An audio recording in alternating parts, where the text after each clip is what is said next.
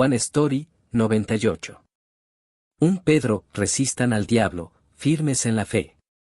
Un Pedro 1, 5. A los elegidos de Dios, extranjeros en el mundo. La iglesia primitiva enfrentaba una persecución intensa. La oposición de los judíos no cesaba, y la persecución por parte de los emperadores romanos comenzaba a intensificarse. Los cristianos eran burlados, azotados, encarcelados, apedreados, aserrados en dos y ejecutados a espada. Muchos vivían en desiertos, montañas, cuevas y agujeros en la tierra, aferrándose a su fe. En ese tiempo, Pedro, uno de los discípulos de Jesús y líder en la iglesia primitiva, escribió esta carta para animar a los creyentes a soportar el sufrimiento con fe y mantenerse firmes como ciudadanos del reino eterno de Dios. Pedro se dirige a los elegidos de Dios, dispersos por las regiones del mundo antiguo. Escribe: Pedro, apóstol de Jesucristo, a los elegidos, extranjeros en este mundo, dispersos por elegidos según el previo conocimiento de Dios Padre, mediante la obra santificadora del Espíritu, para obedecer a Jesucristo y ser rociados con su sangre, que la gracia y la paz les sean multiplicadas. Los llama extranjeros, forasteros, peregrinos que caminan hacia su verdadero hogar. Les recuerda que su salvación no es por justicia propia, sino por el eterno plan de Dios. Este es el Evangelio.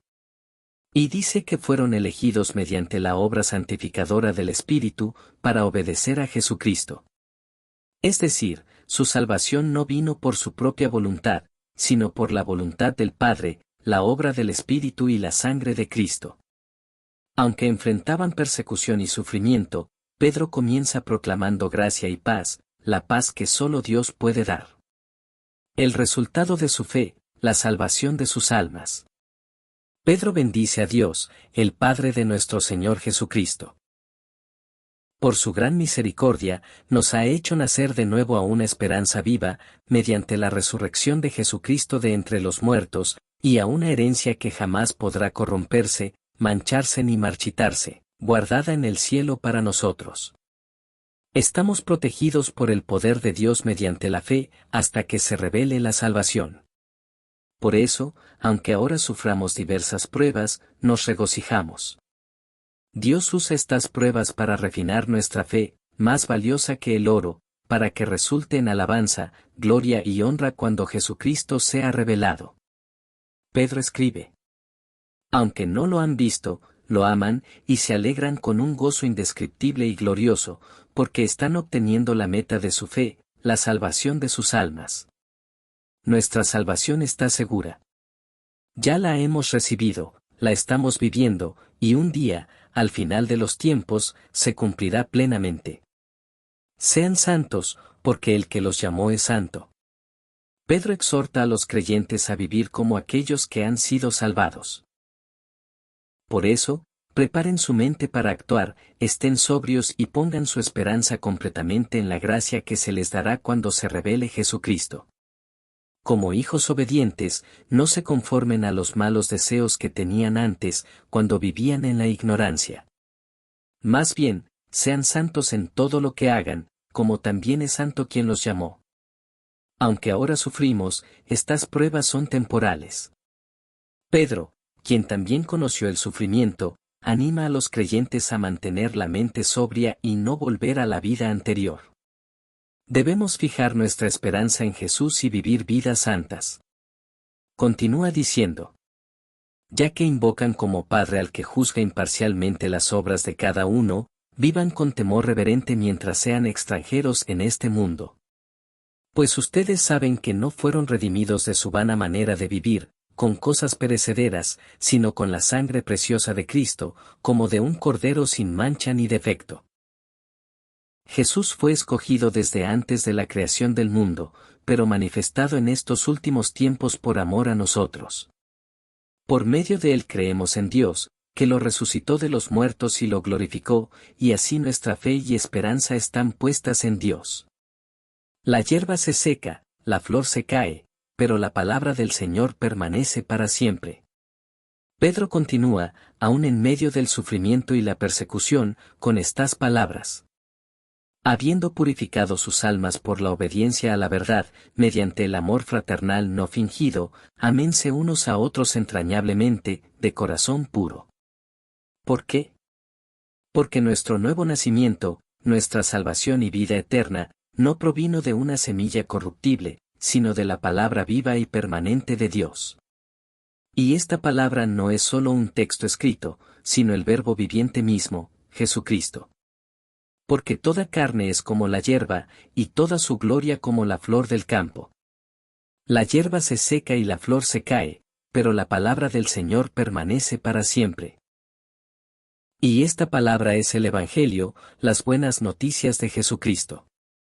Por eso Pedro dice: desechen, pues, toda malicia, todo engaño, hipocresía, envidias y toda calumnia. Como niños recién nacidos, deseen la leche espiritual no adulterada, para que por ella crezcan para salvación, si es que han gustado la benignidad del Señor. Vivir una vida digna de la salvación que hemos recibido significa crecer hacia esa salvación. Los que verdaderamente han probado la bondad del Señor no pueden evitar anhelarlo más. Ustedes son linaje escogido, real sacerdocio, nación santa, pueblo adquirido por Dios. Pedro nos dice que, por medio de Jesucristo, quien fue rechazado por los hombres pero escogido y precioso ante Dios, nosotros somos hechos sacerdotes santos para ofrecer sacrificios espirituales aceptables a Dios. Por eso la Escritura declara: pero ustedes son linaje escogido, real sacerdocio, nación santa, pueblo adquirido por Dios, para que anuncien las virtudes de aquel que los llamó de las tinieblas a su luz admirable. Antes no eran pueblo, pero ahora son el pueblo de Dios. Antes no habían recibido misericordia, pero ahora han recibido misericordia. Y así, como peregrinos y extranjeros en este mundo, debemos abstenernos de los deseos carnales que combaten contra el alma. Nuestra conducta honorable entre los incrédulos hará que, incluso aquellos que nos acusan falsamente, glorifiquen a Dios en el día de su visitación. Vivan como siervos de Dios, sin usar su libertad como pretexto para hacer el mal.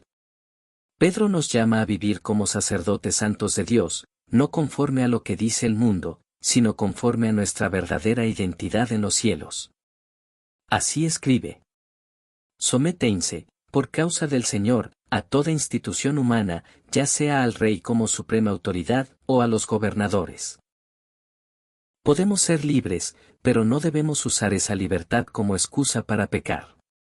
Más bien, debemos vivir como siervos de Dios. Honren a todos. Amen a los hermanos. Teman a Dios. Honren al emperador. Siervos, sométense con todo respeto a sus amos, no solo a los buenos y comprensivos, sino también a los duros. Si sufrimos injustamente y lo soportamos por conciencia de Dios, esto es algo agradable delante de Él. Para esto fueron llamados. Porque también Cristo padeció por nosotros, dejándonos ejemplo para que sigamos sus pisadas. Él no cometió pecado, ni se halló engaño en su boca. Cuando lo insultaban, no respondía con insultos, sino que se encomendaba al que juzga con justicia. Él mismo llevó nuestros pecados en su cuerpo sobre el madero, para que nosotros, muertos al pecado, vivamos para la justicia. Por sus heridas fuimos sanados. Antes andábamos descarriados como ovejas, pero ahora hemos regresado al pastor y guardián de nuestras almas. Para esto fueron llamados. Para heredar bendición. Pedro, al igual que Pablo, lleva la vida cristiana a su entorno más personal y fundamental, el hogar. Pablo dice que las esposas deben estar sujetas a sus esposos como al Señor, y que esto es apropiado en el Señor. Los esposos, por su parte, deben amar a sus esposas como Cristo amó a la Iglesia y se entregó por ella, amándolas como a su propio cuerpo, y no siendo duros con ellas. También los llama a cumplir con su deber mutuo. De la misma manera, Pedro dice que las esposas deben estar sujetas a sus esposos. Aun si el esposo no es digno de ese respeto, La conducta pura de la esposa y su espíritu apacible y tranquilo son de gran valor delante de Dios. Y a los esposos, Pedro les exhorta a vivir con ellas sabiamente, tratándolas con honor como a vaso más frágil, coherederas de la gracia de la vida. Debemos entender la estructura doble de la Escritura. Así como las vidas de David y José apuntan finalmente a Jesús, esta enseñanza sobre el matrimonio no trata de superioridad o inferioridad, sino de orden. La relación entre el esposo y la esposa refleja la relación entre Cristo y su Iglesia. Y siempre debe vivirse en el Señor. Por eso Pedro concluye. Finalmente, sean todos de un mismo sentir, compasivos, amándose fraternalmente, misericordiosos y humildes. No devuelvan mal por mal, ni insulto por insulto, al contrario, bendigan, porque para esto fueron llamados, para que reciban bendición. Debemos recordar, excepto nuestra relación con Dios, todos los demás son nuestro prójimo. Incluso nuestra familia no es nuestra, pertenece a Dios y debe ser amada y servida según su voluntad. Es mejor sufrir por hacer el bien, si así lo quiere Dios, que por hacer el mal. Pedro continúa llamándonos a vivir no según lo que se ve en este mundo, sino a la luz de la herencia incorruptible. Exhorta a los creyentes a ser fieles no solo en la iglesia, sino también en el mundo y en el hogar. Porque, el que quiere amar la vida y ver días buenos, refrene su lengua del mal, y sus labios no hablen engaño. Dios ve y oye todas las cosas. Pedro nos anima a ser celosos de lo bueno. Pero si sufrimos por causa de la justicia, somos bienaventurados. No debemos temer ni turbarnos. Más bien, santifiquen al Señor Dios en sus corazones, y estén siempre preparados para presentar defensa, pero háganlo con mansedumbre y respeto, teniendo buena conciencia. Que sean avergonzados los que calumnian nuestra buena conducta en Cristo. Y aquí está el fundamento. Porque mejor es que padezcan haciendo el bien, si esa es la voluntad de Dios, que haciendo el mal. Sabemos que este mundo no es nuestro hogar final. Estamos de paso rumbo a nuestro hogar eterno. Pedro nos recuerda. Porque también Cristo padeció una sola vez por los pecados, el justo por los injustos, para llevarnos a Dios. Y que Él ha subido al cielo, y está a la diestra de Dios, y a Él están sujetos ángeles, autoridades y potestades. El fin de todas las cosas se acerca, por tanto, sean sobrios y velen en oración. Pedro sigue recordándonos que, al igual que Cristo, nosotros también enfrentaremos sufrimientos. Pero a través de ese sufrimiento, somos formados para no vivir según los deseos humanos, sino según la voluntad de Dios. En el pasado vivíamos en pecado, participando con el mundo en su inmoralidad, borracheras e idolatría.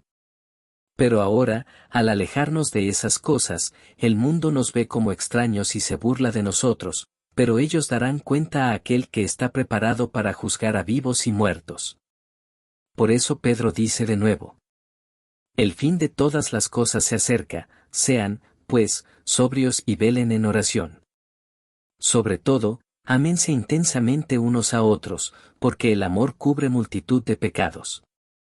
Son hospitalarios los unos con los otros, sin murmuraciones. Cada uno, según el don que ha recibido, ministrelo a los otros. El que hable conforme a las palabras de Dios. El que sirva, que lo haga con la fortaleza que Dios da, para que en todo sea Dios glorificado por medio de Jesucristo. A Él sea la gloria y el poder por los siglos de los siglos. Amén. Si alguno sufre como cristiano, que no se avergüence, sino que glorifique a Dios por llevar ese nombre. Pablo exhortó a los cristianos que viven como peregrinos en este mundo a participar en los sufrimientos de Cristo. Y Pedro también proclama. Amados, no se sorprendan del fuego de prueba que les ha sobrevenido, como si alguna cosa extraña les aconteciera, sino gócense por cuanto participan de los padecimientos de Cristo, para que también en la revelación de su gloria se gocen con gran alegría. Si son vituperados por el nombre de Cristo, son bienaventurados, porque el glorioso Espíritu de Dios reposa sobre ustedes. Por eso, la vida de Israel en el desierto fue un tiempo de prueba y purificación. Pero ese sufrimiento debe ser como el de los justos, como el de Jesucristo. El sufrimiento por causa del pecado es disciplina y no debe confundirse con el sufrimiento por justicia. Debemos discernirlo con claridad. Por tanto, si alguno sufre como cristiano, que no se avergüence, sino que glorifique a Dios por llevar ese nombre. El tiempo del juicio está cerca. Solo un poco más, con paciencia y perseverancia. Así que Pedro dice: por eso, los que padecen según la voluntad de Dios, encomienden sus almas al fiel Creador y sigan haciendo el bien. No como teniendo señorío sobre los que están a su cuidado, sino siendo ejemplos para el rebaño. Pedro, como anciano, testigo de los sufrimientos de Cristo y partícipe de la gloria que será revelada, exhorta a los ancianos de la Iglesia. Apacienten el rebaño de Dios que está entre ustedes, cuidando de él, no por obligación, sino voluntariamente, como quiere Dios, no por ganancia deshonesta, sino con ánimo pronto, no como teniendo señorío sobre los que están a su cuidado, sino siendo ejemplos para el rebaño. Y cuando aparezca el príncipe de los pastores, recibirán la corona incorruptible de gloria. A los jóvenes también se les exhorta a estar sujetos a los ancianos y a vestirse todos con humildad unos para con otros, porque Dios resiste a los soberbios, pero da gracia a los humildes. Por eso, humíllense, pues, bajo la poderosa mano de Dios, para que Él los exalte cuando fuere tiempo. Echen toda su ansiedad sobre Él, porque Él tiene cuidado de ustedes. Sean sobrios y velen.